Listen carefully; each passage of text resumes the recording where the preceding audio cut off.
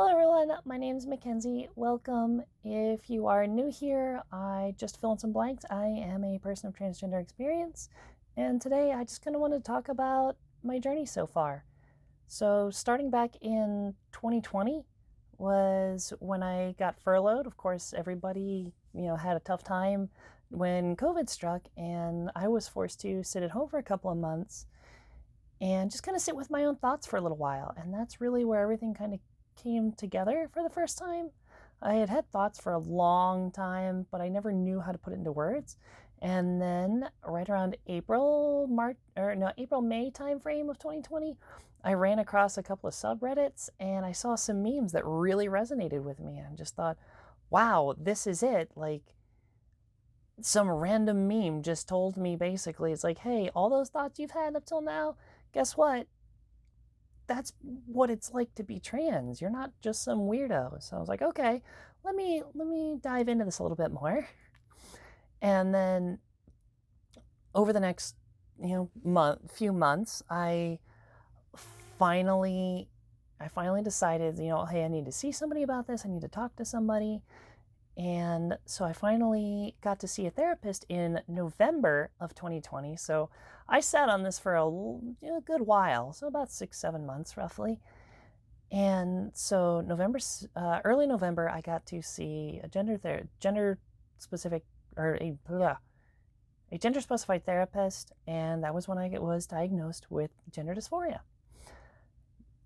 So I figured the first thing I needed to do was come out to my girlfriend because I had kept this secret all this time.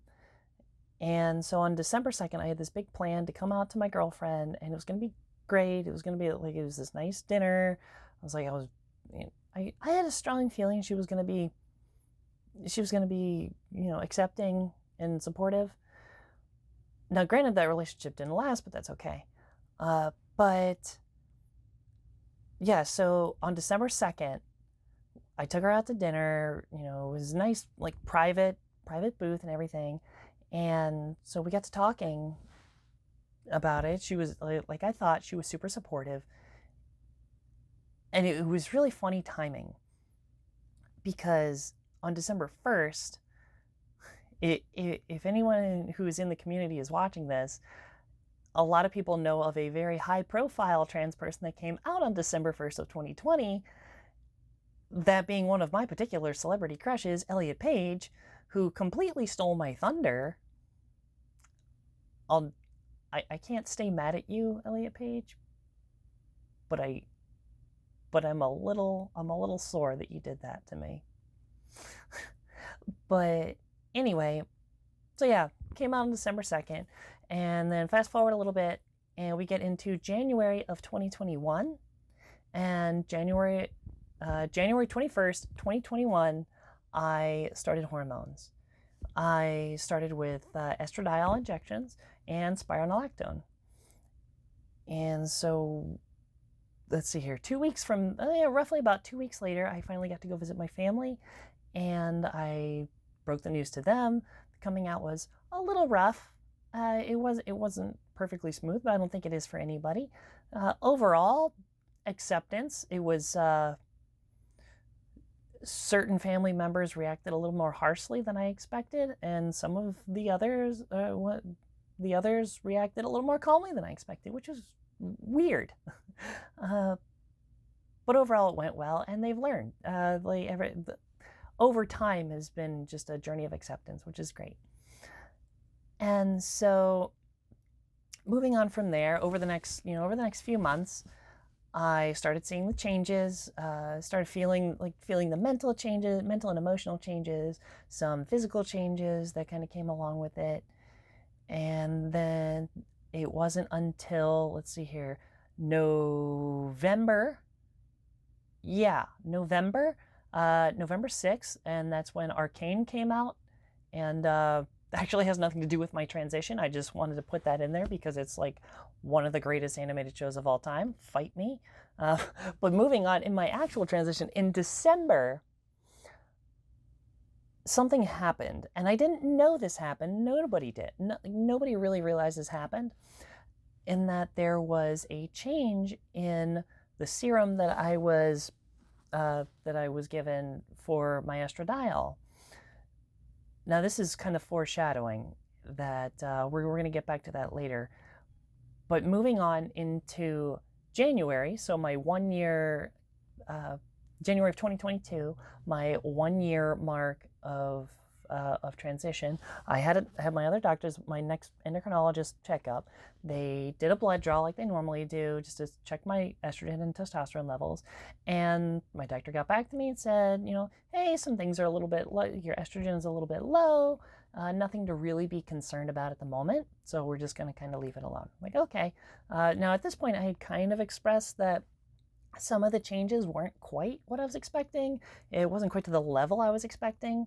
And some things had kind of flatlined, like the changes had stopped mentally, emotionally, and physically. So everything kind of slowed down, like really slowed down almost to a halt. And I expressed that. And at that point, I got put on progesterone. So on top of the estrogen, or on top of the estradiol, the spironolactone, I also got put on progesterone at that point. And so that's how that went. Just after that, January 22nd, was when I had a Tinder date, which I know doesn't sound like it's relevant, but trust me, it's relevant. So I go to this Tinder date. We decided to meet at like a coffee shop in the afternoon. It's going to be nice. And then I got stood up. Lovely. So not only did I get stood up, I got completely ghosted and never heard from that person again. I want to say the most disappointing part of that was the fact that she was Australian, and I am a sucker for Australian accents. But so after that, I ended up just reaching out to a friend. I was like, oh, hey, the date didn't go through. I got stood up, but whatever, it happens. But I was looking good that day. I was presenting feminine, which I didn't at the time. I didn't do very often.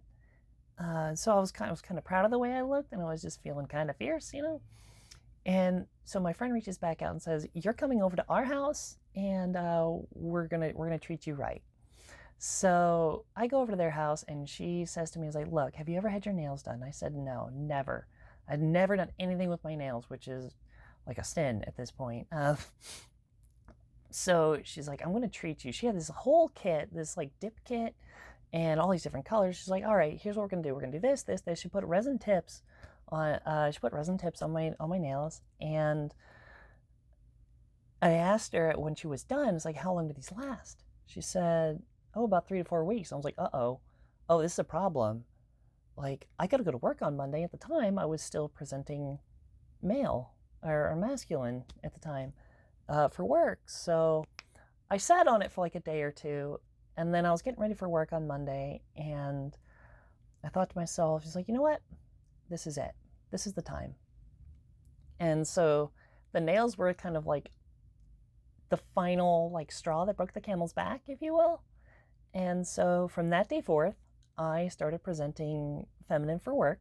More, when I say feminine, more like androgynous, like a weird kind of middle ground, which is honestly kind of where I'm at still now. But yeah, from that day forward, I started presenting feminine for work. And so fast forward a little bit more, we get into, over the next couple of months, I started building up a wardrobe, which was nice. Got to go out shopping with some friends, start kind of figuring out my sizes and styles that I liked, and just thrift shopping and stuff. And then late March, early April, I started an old workout routine that I used to do, one that I love, that I know is, because I very much value my my health and fitness. And so I started this and realized very quickly that I was putting on muscle mass really fast. Now, granted, I had been focusing the last couple of years on like my cardio, so I'd lost a bunch of weight. So I was like, okay, I'm getting back to where I like kind of used to be in terms of muscle mass, which is fine. But I was putting on like a lot of muscle mass, and it kind of concerned me because, with the estradiol injections, it shouldn't really have been that easy, and that should have been a major red flag for me. Like, I really should have gotten a hold of my endocrinologist at that point. But anyway, I go to my endocrinologist. Fast forward again, we're into the end of June of this year, so only just a few months ago. And regular appointment, and they do the blood draw again. And about a week later, for first week of July, I get a message from my doctor, and he says, "We've got a problem," and sends me my my levels from the blood draw. And so I kind of looked them up, see what the average ranges are. And so my estradiol levels were about 2/3 of the minimum of what they were supposed to be, and my testosterone was over 3 times the maximum that it was supposed to be. Lovely. So now it all kind of started to come into place, like why I was putting on muscle so quickly, why my mental and physical changes had not only ceased, but it just it just didn't even feel like almost didn't feel like I was transitioning anymore, besides just, my outward presentation of what I was, was putting on in terms of like makeup, clothing, etc. And I, again, at this appointment in June, I had told him, I was like, hey, there's just, everything seems to be just not happening. But anyway, with these mixed levels, it really made for a tough time. For the first half of the year, it just, mood swings were putting me in a really depressive state while not giving me like any kind of forward momentum, it seemed, with the transitions. Like, I understand like the roller coaster of emotions, and I was like, yeah, sure, that'll happen, but you also get like, the changes along with it, which I was just getting all the bad and none of the good. So yeah, it was really unfortunate. So my doctor spends the next day or two trying to figure out, I was like, where's the problem? What happened? He was asking me like, have you changed anything about your injections or about the way you administer your medication? I was like, no, it's been really consistent for 1.5 years at this point. So he tries to figure it out, and he finally messages me a couple days later and says, check your vial of serum for the estradiol that you use for your injections. And he asked me to read some numbers off, and he says, we found the problem. Excuse me. So apparently sometime back in December of 2021, so about roughly 7 months prior, the pharmacy decides to start issuing an estradiol serum that is half the concentration of what I was supposed to be getting. And they never told my endocrinologist. No one ever told me. And it was still being put under the same prescription that my endocrinologist had originally given me. So no flags went up, no warnings, no nothing. So I had been taking half the estradiol that I was supposed to be getting for about 7 months. And that just kind of dawned on me, like, not only did it halt my transition, I started to regress a little bit, almost detransition a little bit over that course of 7 months. And it just ruined a lot of the progress I had made. So it was basically the majority of a year where I was just backstepping. And yeah, it really, for a little bit, it kind of messed me up, for a couple of weeks. And I try to stay positive, and it's like, hey, we found the problem. He immediately, my endocrinologist immediately said, hey, double your Spiro intake to suppress the testosterone, and we're gonna bump up the estrogen injections, the amount you take, since you're doing this serum that is half the concentration, and come back in a couple of months, and we're gonna check your levels again. And so we did, which was just about a 1.5 weeks ago. And so I just got my results the other day, and my levels are finally where they're supposed to be, which is great. So we found the issue, we rectified the problem. Unfortunately, it's just like there's no, no going back and fixing the past, unfortunately. But also what really kills me is that the time that I had taken to start to build a wardrobe back in like March, April timeframe, because I was so quickly able to put on muscle in ways that I didn't want, that none of those clothes fit. It's only been like 6 months.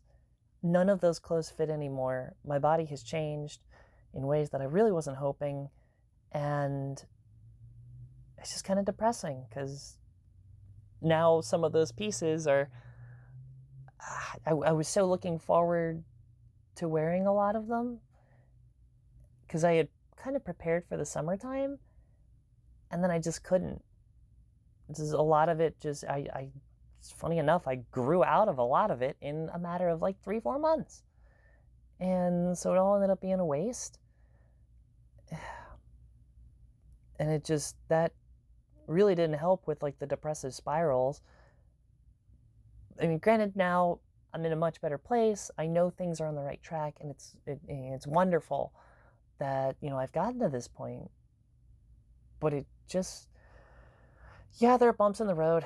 It hurts. It hurts a lot. But I know things are going to progress better from here. So looking forward to, more fun stuff in the future. Yeah, and so here we are. I hope this was at least interesting, to watch. I don't really know where to go from here, so I do plan on making other videos. If anybody has any questions about, how my transition has, gone down, if you have any specific questions, if anyone's like early on in their transition, want to know kind of specifics about certain things, like what kind of mental emotional changes happen, like how I confronted my family and friends about it, just that kind of stuff. If you have any questions, please feel free to get in the comments down below. I am more than happy to share. I'm very much an open book, and I hope to see you in the next one. I don't know how to end these videos, so I'm just going to make sure to end it in the middle of a sentence.